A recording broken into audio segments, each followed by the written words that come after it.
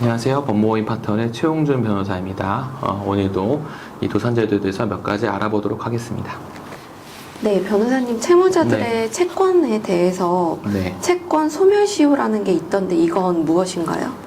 채권 소멸시효는 기본적으로 우리 민법은 그런 게 있어요. 우리 이론적인 건데 이렇게 권리 위에 잠자는 자를 보호하지 않는다고 합니다. 그래서 비록 채권이 있다고 하더라도 채권자 본인이 일정 기간 그 채권을 행사하지면 사실 보호할 필요가 없다라는 취지에서 규정된 거고요.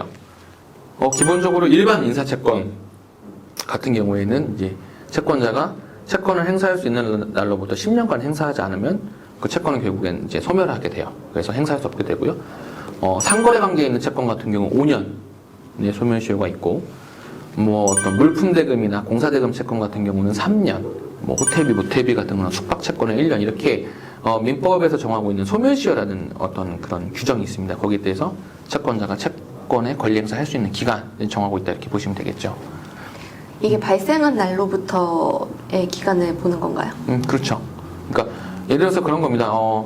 어떤에서 돈을 빌린 기간을 본다고 하면 변제기라는 것이 있어요. 그러니까 제가 오늘 돈을 빌렸는데 1년 뒤에 돈을 갚기로 했다. 1년 뒤 이 시점까지. 그러면 채권자는 1년 뒤 이 시점까지는 기다려야겠죠. 근데 1년 뒤 이 시점까지 갚지 않으면 그 약속한 변제 기일의 마지막 날에 다음 날부터 채권자는 돈을 달라고 독촉을 할 수 있게 되죠. 근데 그때부터 계속 그냥 채권을 10년 동안 놔둔다? 만약에 이게 상사관계인데 5년간 놔둔다? 그러면 채권을 더 이상 행사할 수 없게 되는 거죠. 네. 만약에 채권자 쪽에서 액션을 취하지 않으면 소멸시효는 그대로 계속 이어지는 건가요? 예, 그렇긴 한데 사실 이제 좀 안일하게 그렇게 내가 가만히 있으면 되겠지라는 태도를 하는 건 바로 바람직하지 않은 것 같아요. 왜냐하면 이게 참 설마 그런 경우가 있겠어라고 하는데 저희도 사건을 하다 보니까 이미 채권자한테 소송을 제기당해서 송달이 되고 또 공시송달까지 이루어져서 판결이 확정됐는데 이런 걸 모르시는 분들도 제법 많이 계세요. 그러니까 소멸시효라는 게 있고 나는 몇 년간 가만히 있으면 채권은 소멸될 거라고 하는 거 왜 아니라냐면 채권자가 소송을 했다든지 아니면 청구를 했다든지 예를 들어서 나도 모르게 채무자가 예전에 내가 갚을게 해서 그 채무 자체를 또 승인하는 경우가 있다든지 여러 가지 경우에 있어서 그러니까 소멸시효는 무조건 가는 게 아니에요. 중단할 수 있는 사유가 있는 거예요.